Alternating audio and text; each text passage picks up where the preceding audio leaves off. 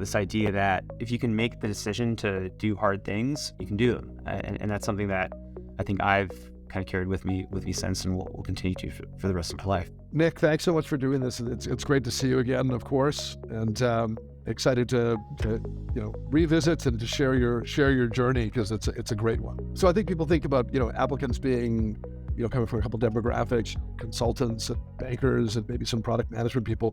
A really highly valued demographic for most admissions committees is, of course, the military. So much maturity and professionalism, and such amazing training for great management careers. And you were a military applicant. I mean, tell us about your path through the military and how it led you to an MBA. Yeah. To start, so I was a Cornell undergrad. I was a philosophy major. Sort of informed this idea that, hey, down the road, maybe I want to do something that from which like business school would be a good platform to jump from. I also sort of had the idea of law school on the horizon. I wasn't really exactly sure what I wanted to do long term, but I looked at some stuff like Teach for America, Peace Corps, and ultimately someone planted the bug of I joined the Marine Corps in my head and had some conversations. And my football coach in college, I played sprint football at Cornell. He was a Marine vet. Talked to some other folks he knew in the Cornell ecosystem. Best man at my dad's wedding was a Marine Corps artillery officer in the 80s. I had never really had a relationship with him, but talked to him, and the more people I talked to, it became clear that whether or not I did this for 4 years, 40 years, whatever, that it would be something I'd look back on, be proud of, and that I'd learn a lot and grow a lot from it. So middle of my senior year in college, I kind of went down that path, put my eggs in the basket, and ultimately a few months after graduation, started a Marine Corps officer candidate school. Before that, though, I took the GMAT. I had that in my back pocket to deal with eventually down the road if I wanted it. On my dad's side, his mother and family, they left Havana right after the Bay of Pigs. He was born in Cuba. On my mom's side, they were descendants of Armenian refugees from the genocide. My grandma grew up in Syria. My grandpa grew up in Lebanon. Folks who had come to America looking for basically this opportunity to create a better future for their kids. That was very important to me growing up. It was something I heard. It was something that I really couldn't get away from and would have wanted to. At one point, towards the end of officer candidate school, which was not a cakewalk for me and isn't for anybody really, but just even the simple thing of the physical drill movements on little sleep and all that, like, it, of course, wasn't something I had prepared for. They had parents stay at the end of officer candidate school, and my family came in, and my platoon commander, my dad mentioned, hey, like, this wasn't something I think we prepared him for. And Commander said, respectfully, sir, I disagree. He adapted. He had to adjust. He made it work. My experience in the Marine Corps not only kind of solidified some values I think I had from my family upbringing, but this idea that if you can make the decision to do hard things, you can do them. And that's something that I think I've kind of carried with me since, and will continue to for the rest of my life. You had real experience on the ground. Yep. I mean, you were out there. Tell us about your experience in Ghana in particular on your deployments. There's also a kind of a formative moment where you were right there with me for that as an advisor for business school applications. So I was an intelligence officer. I was staring at kind of the area of operations in North and West Africa. I think we all have a series of experiences that we can look back on and be proud of, but also kind of rely on when we're looking for kind of a roadmap for how to navigate a novel situation. And for me, being on the ground, working with my team, coordinating with the Ghanaians on a ton of logistical matters, and that's something that, again, gives me confidence in any kind of novel team situation here. And that also helped me out with kind of confidence going into business school. Yeah. Tell me specifically about the choice of a JD-MBA versus just doing an MBA or just doing a JD. How did you decide to do both of them together? Yeah, my best man at my wedding a few months ago, he in part of his speech, he recounted that I told him that one of the reasons I wanted to join the Marine Corps and get that experience was because I wanted to be more decisive. I wanted to be more confident in my decisions and able to use that to navigate the world. And he then said that, again, he was proud of me for that whole experience and everything I'd learned and how I'd grown. but that the first thing I did upon getting out of the Marine Corps was to do both the JD and an MBA. The story I told when I was applying to Kellogg was that I wanted to eventually form my own consulting firm related to this idea of ensuring that U.S. military service members were getting the best technology and best access to tools that would enable them to do their jobs and be safe. Kellogg ultimately had this 3-year combined program. Wharton, University of Pennsylvania, has another 3-year combined program. More schools are developing the 3-year program. Ultimately, for me, it was I applied to business schools and then was going to apply to law schools on the back end after getting into business schools potentially. I initially applied to Harvard, to Darden, to Cornell Johnson, and at Northwestern Kellogg, which we can get into that later too. But it was really this idea of the combined degree was going to be either 3 years or 4 years, depending on where I went. It struck me as a way to build more of a foundation for myself that would be essentially an investment in the networks and the training that would give me options in the future. And that was kind of the reason behind the dual degree. And ultimately, I think being able to do it in a compressed time frame was pretty big too.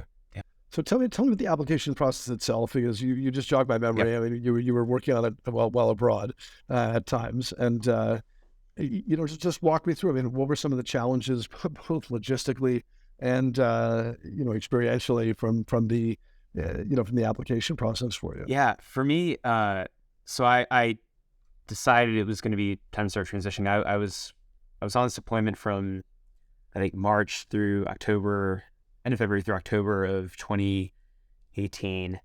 Around May-ish timeframe, I started figuring out, okay, like I should actually start thinking about this if I'm going to be getting off active duty within a year, and I wanted to start grad school in fall of 2019. That I needed to actually figure this out. So this idea of having a Sherpa to kind of take me through the process and ensure that I was focused, ensure that I wasn't wasting my time, frankly, that struck me as a worthwhile investment. And I ended up working with mbaMission and Jeremy throughout that. Like memories of you being there kind of with me at formative moments in the process. I think I remember being on the phone with you from my hotel room in Ghana while studying for the GRE, which I was going to take when I got back from that mini engagement in Ghana. I ended up taking a train up to Madrid and did that. Being on the phone with you, kind of talking through my essay strategy and how to sharpen my story and all that.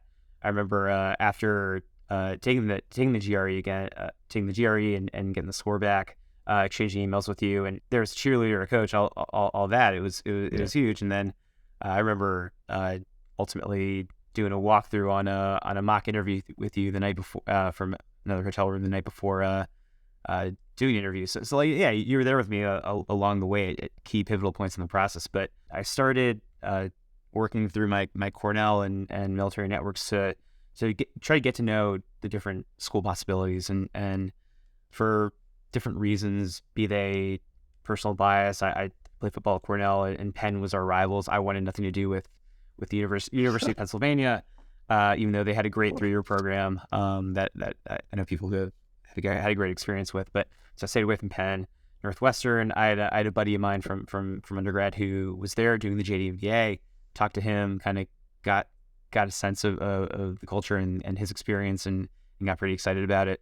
Talked to folks at a bunch of other different schools and worked through that. Made a decision about where I at least was going to apply for round one, and we kind of worked through my strategy based on that, based on what schools I was focusing on, like emphasizing collaboration and teamwork to be able to align with Kellogg and HBS and all that. You coached me through like writing my essay and kind of honing the story, and I was doing that while on deployment, and we had occasional touch points, and you'd give me feedback on essays. I'd do a turn and we go back and forth. But yeah, that was what the process was like. I came back from deployment in time to go to some of the not admitted students weekends, but like military preview weekends that some schools have.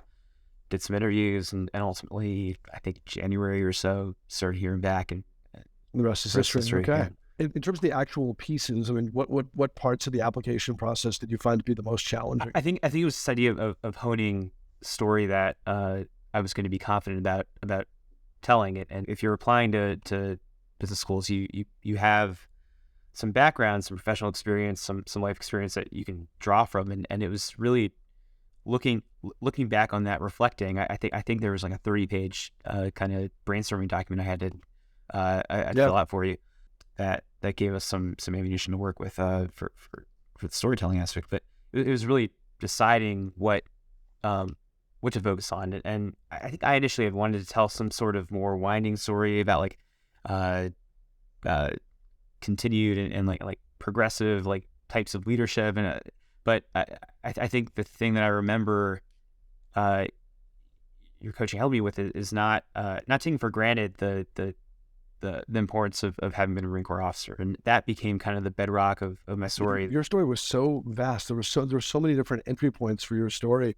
You just had, you take so much pride in your heritage and your family and your values, and you're a very values-driven person. And the Marine Corps in and of itself is so impressive. And then you were, even along the way, there were aspects of your education that you took pride in, being a TA, even your fraternity, you took pride in. Like you had so many pieces.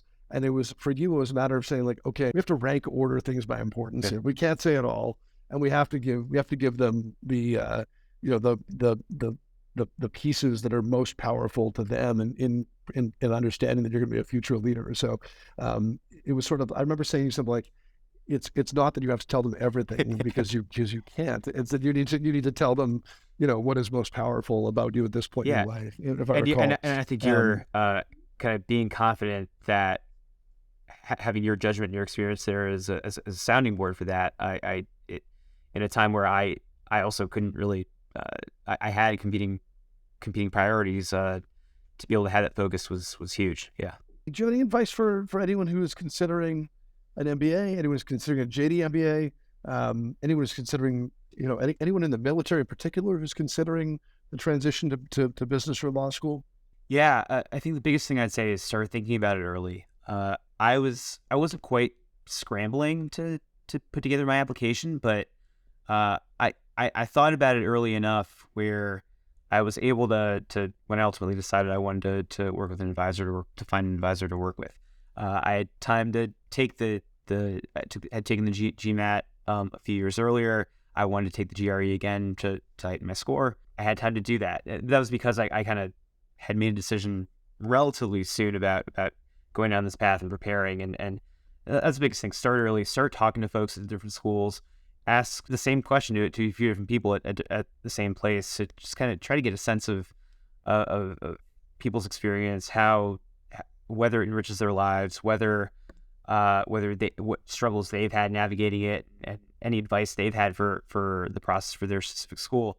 And the earlier you start that, the more you can talk to folks at different schools, the more you can whittle it down and be focused. Because I found that whether it was applying to schools, whether it was recruiting for law jobs, being able to be focused and being able to have a strong story about why I wanted to go and how going to this specific school was going to be the right platform, the right support system to get me there. Being able to tie that all together is huge. So the earlier you start, the more you can think about it. Not to the point where you're spending all your time doing this, but to the point where you can whittle it down and be focused. That's the biggest advice I'd have. Take the time and find focus.